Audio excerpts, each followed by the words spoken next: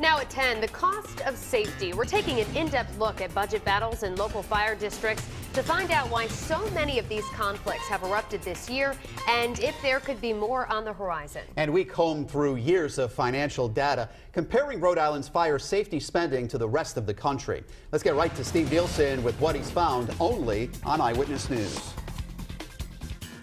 We've learned Rhode Island has more than a dozen municipal fire departments plus 43 special fire districts. All that protection comes with a cost that some local leaders say they can't afford. A bitter budget dispute in Coventry. This is the most insane thing I've ever been involved in.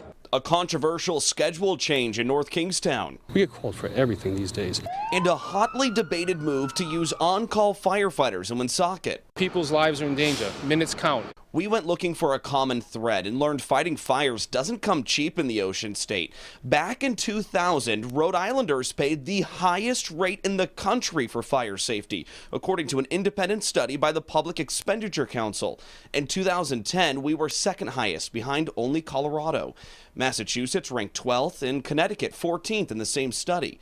Now, many cash-strapped communities are looking for ways to cut spending. In Coventry, in North Kingston, you saw local legislation and votes to try to pare back some of those costs. And they need to take action. Both of those cases ended up in front of a judge. It's too much of a burden on taxpayers. Mike Stenhouse heads a taxpayer watchdog group. He says these budget battles need to stay out of the courtroom and remain in town halls. What we need to do is to give more power back to local elected officials and to local taxpayers.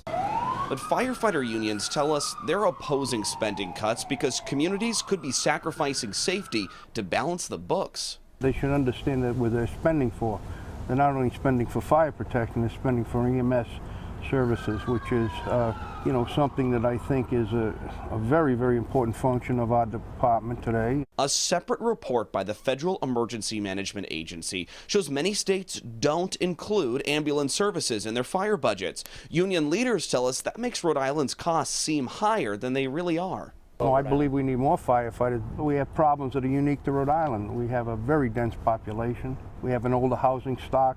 The debate over staffing isn't likely to go away. We've learned 41% of Rhode Island fire departments are made up of full-time employees. That's the 5th highest rate in the country and a major sticking point at the bargaining table. The unions don't care about budgets. They care about the number of people employed and the amount of dues that they're going to collect. So I doubt that you'll ever see unions agree to any kind of regionalization or consolidation plan. Most officials, I don't believe, have the knowledge of how to run fire departments.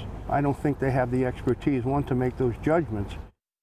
3 different union officials say they'd likely oppose combining fire districts, saying it could delay response times and create safety risks. I'm Steve Nielsen, Eyewitness News.